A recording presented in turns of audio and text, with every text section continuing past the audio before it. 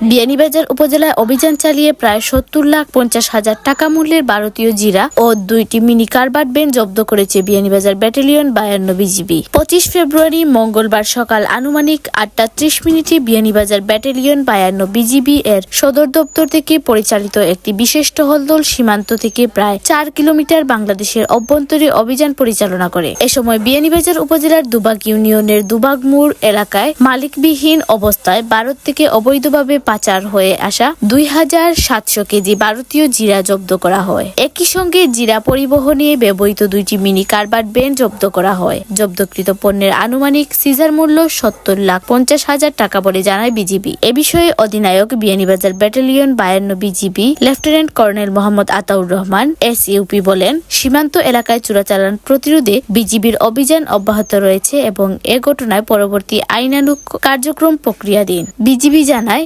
সীমান্ত নিরাপত্তা ও চোরাচালান রোধে তাদের গোয়েন্দা তৎপরতা ও নিয়মিত টহল কার্যক্রম জোরদার রয়েছে।